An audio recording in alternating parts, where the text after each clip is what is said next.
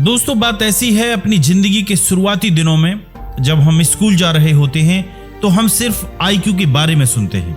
हमारी क्लास के सबसे होनहार लड़के का आईक्यू सबसे ज्यादा होता था और क्योंकि हर कोई उससे खुश रहता था, हम यह मान लेते थे कि वो भविष्य में कामयाब हो जाएगा। लेकिन रिसर्च यह बताती है कि स्कूलों में टॉप करने वाले लोग असल जिंदगी में नंबर 1 पर ना के बराबर पहुंचते हैं। इसलिए आईक्यू कामयाबी को तय नहीं करता।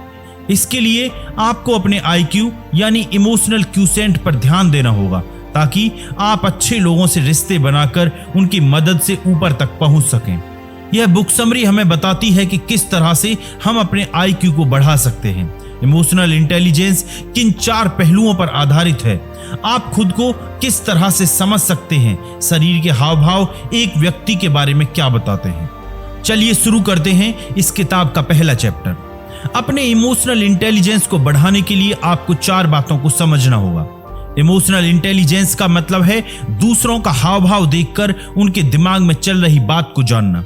शायद आपने कुछ लोगों को कहते हुए सुना होगा, बस 5 मिनट तक बात करके उस आदमी के बारे में सब कुछ बता सकता हूं। इस तरह के लोग दूसरों को पढ़ने में और उनसे अच्छे रिश्ते बनाने में माहिर होते हैं। अगर आपको भी इस तरह की खूबी अपने अंदर पैदा करनी है तो आपको अपने इमोशनल इंटेलिजेंस पर ध्यान देना होगा और इसके 4 पहलू हैं। सबसे पहला पहलू आप खुद हैं, यानी कि उसे बढ़ाने के लिए आपको सबसे पहले खुद की भावनाओं को समझना होगा। इसके बाद आपको खुद पर काबू करना सीखना होगा। आपको खुद को उन हालातों में रखना सीखना होगा जिसमें आप अच्छा महसूस करते हो ताकि आप अपना आपा खोने से बच सकें। तीसरे पहलू में आपको समाज को समझना होगा। इसका मतलब यह है कि आपको दूसरों की भावनाओं को समझना सीखना होगा। आपको यह जानना होगा कि क्या बोलने से उन्हें गुस्सा आता है और क्या बोलने से वे अच्छा महसूस करते हैं। उनके शरीर के हाव भाव पर ध्यान दीजिए। यह देखिए कि गुस्सा होने से पहले वे किस तरह की हरकतें करते हैं। अंत में आपको रिश्ते बनाने पर ध्यान देना होगा। जब आप दूसरों को अच्छे से समझने लगें तो वक्त आ गया है कि आप उन लोगों से अच्छे रिश्ते बनाएं। अगर आपको पता लग जाए कि क्या बोलने से एक व्यक्ति अच्छा महसूस करता है और क्या बोलने से उन्हें गुस्सा आता है, तो आप उससे वो बातें कर सकते हैं जो उसे अच्छी लगे और उससे अच्छे रिश्ते बन सकते हैं। दूसरा चैप्टर है, खुद को अच्छे से जानने के लिए आपको अपने अच्छे और खराब मूड को संभालना आना चाहिए। अगर इस दुनिया में कोई एक व्यक्ति है जिसके साथ हम अपना सबसे ज्यादा समय बिताते हैं तो वो हैं हम खुद।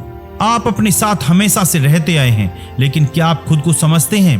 क्या आप खुद को संभाल पाते हैं? इसके लिए सबसे पहले आपको यह देखना होगा कि आप जो कुछ भी महसूस करते हैं उसे क्यों महसूस करते हैं और किस हालात में महसूस करते हैं। अगर आपको गुस्सा आता है तो क्यों आता है, उसके आने पर क्या करते हैं और सबसे जरूरी बात, आप खुद को किस तरह संभालते हैं। बहुत बार हमारे दिन की शुरुआत अच्छी नहीं होती। हमारी सुबह सुबह किसी से बहस हो जाती है या फिर कुछ गड़बड़ हो जाती है जिससे हमारा मूड खराब हो जाता है। फिर हमारा सारा दिन खराब हो जाता है। हम छोटी छोटी बातों पर गुस्सा करने लगते हैं और अपने काम पर सही से ध्यान नहीं लगा पाते। इस तरह का मूड बनने पर आपको खुद से यह कहना है कि यह हमेशा के लिए आपके साथ नहीं रहेगा। इससे पहले भी आपका मूड खराब हुआ है और आप उससे बाहर निकल कर आए हैं। आप यह सोचिए कि किस तरह से आप अपने मूड को ठीक कर सकते हैं या कम से कम उसे शांत कर सकते हैं। ठीक यही काम आपको खुश रहने पर भी करना होगा। जब हम खुश रहते हैं तो हम खुद से अलग अलग तरह के वादे करने लगते हैं। हम जल्दबाजी में आकर फैसले लेने लगते हैं और ज्यादा सोचते नहीं हैं। हम उस समय इतना अच्छा महसूस कर रहे होते हैं कि हम बुरी चीजों पर भी ध्यान नहीं देते और गलत फैसले लेने लगते हैं। इसलिए इस तरह के हालात में भी अपना आपा मत खोइए। यह देखिए कि आप जो फैसले कर रहे हैं उसके नतीजे क्या हो सकते हैं। बिना नतीजों के बारे में सोचे कभी फैसला मत कीजिए, अब चाहे आप उस समय अच्छा महसूस कर रहे हो या फिर बुरा।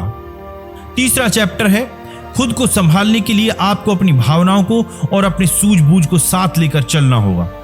क्या आपके साथ कभी ऐसा होता है कि आपको गुस्सा आने लगता है और फिर आपको लगता है कि आप उसे काबू नहीं कर पा रहे हैं?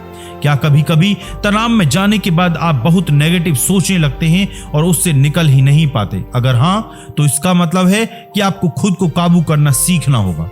जब भी आपको कभी मुश्किल फैसले लेने हो और आप अपनी भावनाओं और अपनी सूझबूझ के बीच में आकर फंस जाएं, तो इस तरीके को अपनाकर आप उसका हल निकाल सकते हैं। एक पेज पर 2 कॉलम बनाइए। इस कॉलम में उन भावनाओं को दिखाएं जो आप उस फैसले को लेने से पहले महसूस कर रहे हैं, और दूसरे कॉलम में यह लिखिए कि आपकी सूझबूझ क्या कह रही है। इसके बाद यह देखिए कि नतीजों के हिसाब से कौन सा फैसला ज्यादा सही होगा। यह देखिए कि कहीं आप ऐसे ही बेचैन तो नहीं हुए जा रहे हैं, कहीं आपसे सोचने में कुछ गलती तो नहीं हो रही है। एग्जाम्पल के लिए, अगर आपका एक कर्मचारी है जो अच्छे से काम नहीं कर रहा है और आप उसे इसलिए निकालना चाहते हैं, लेकिन आप उसे एक इंसान की तरह बहुत पसंद करते हैं और इसलिए उसे निकालना नहीं चाहते, इस तरह के हालात में आप इसका इस्तेमाल कर सकते हैं। अगर आपने खुद को कोई टारगेट दिया है तो अपने दोस्तों को उसके बारे में बताइए। इससे आपके दोस्त हारने पर आपको जिम्मेदार ठहराएंगे और हार के उस शर्म से बचने के लिए आप अपने काम करने लगेंगे। इस तरह से आप खुद को रास्ते से भटकने से बचा सकते हैं। नेक्स्ट चैप्टर है, दूसरों को समझने के लिए उनके शब्दों से ज्यादा उनके हाव भाव पर ध्यान दीजिए। बहुत से लोग सामने वाले को देखकर उसके मूड के बारे में बता देते हैं। यह किसी तरह की जादूगरी नहीं है और शरीर के कुछ खास तरह के हाव भाव को देखकर आप भी यह बता सकते हैं। आइए देखें यह कैसे किया जा सकता है। सबसे पहले उसके सर से लेकर पैर तक उसके हर अंग को देखिए और देखिए कि वो क्या कह रहे हैं। उसकी आंखें देखिए, अगर वो ज्यादा आंखें नहीं मिला रहा है तो इसका मतलब कुछ छिपा रहा है। इसके बाद उसके मुंह पर आइए, क्या वो मुस्कुरा रहा है? अगर हाँ, तो कहीं वो बनावटी हंसी तो नहीं है। जो मुस्कुराहट बनावटी होती है उसमें सुहानुभूति नहीं झलकती। इसके बाद उसके कंधे चेक कीजिए, अगर उसके कंधे झुके हुए हैं तो उसका आत्मविश्वास कम है, वो कुछ शर्मीला है और ज्यादा बात नहीं करता। एक बार आपको इस तरह के हाव भाव पता लग जाएं तो आप उसके हिसाब से खुद को ढाल सकते हैं। अगर आपको पता लग जाए कि वो व्यक्ति कुछ परेशान या तनाव में है तो उससे ज्यादा सवाल मत पूछिए। उससे जो भी कहिए प्यार भरी आवाज में कहिए। किसी भी व्यक्ति को उसके नाम से बुलाकर आप उसे अच्छा महसूस करवा सकते हैं। दुनिया में हर इंसान को सबसे अच्छी धुन उसके नाम की लगती है। साथ ही उस व्यक्ति को सर या मिस्टर कहकर मत बुलाइए, उन्हें उनके पहले नाम से बुलाइए। जब वे अच्छा महसूस करने लगेंगे तो कुछ खास तरह के सवाल करके आप उनके बारे में जान सकते हैं। दोस्तों, नेक्स्ट चैप्टर है, रिश्ते बनाए रखने के लिए दूसरों के फीडबैक को अपनाइए और साफ भाषा में उनसे बात कीजिए। बहुत बार जब हमसे कोई गलती होती है और कोई हमें उस गलती को लेकर कुछ सलाह या कुछ फीडबैक देता है तो हम चिढ़ जाते हैं, लेकिन फीडबैक एक जरिया है जिससे आप खुद को पहले से बेहतर बना सकते हैं। अगर कोई आपको फीडबैक दे तो उसे यह समझकर ले लीजिए कि वो व्यक्ति सिर्फ आपको बेहतर बनते हुए देखना चाहता है। इसके बदले में उसे धन्यवाद कहिए। रिश्तों को बनाए रखने के लिए फीडबैक पर ध्यान देना बहुत जरूरी है। अगर आपको यह पता नहीं लगेगा कि आपका पार्टनर आपसे क्या चाहता है तो आप उसे वो नहीं दे पाएंगे। इस तरह से रिश्ते कमजोर हो जाते हैं। इसके अलावा किसी से बात करते वक्त उलझे हुए संकेत मत भेजिए। गुस्से में दिया हुआ आशीर्वाद भी खराब लगता है और हंसकर दी हुई गाली भी अच्छी लगती है। इसलिए यह देखते रहिए कि आपके शब्द आपकी बॉडी लैंग्वेज से मिलते रहें।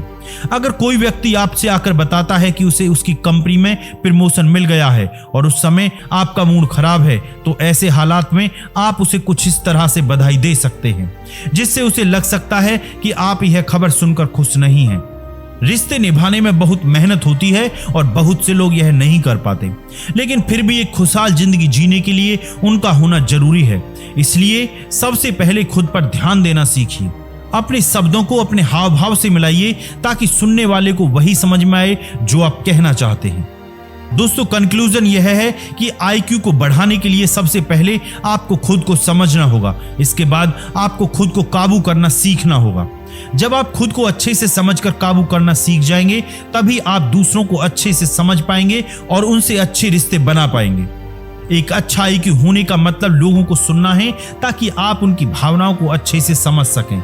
इसलिए जब भी आप किसी की बात सुनें तो उस पर खास ध्यान दें। इससे आप उसके दिमाग में चल रही बातों को समझ सकते हैं और उसे यह दिखा सकते हैं कि आप उसकी परवाह करते हैं।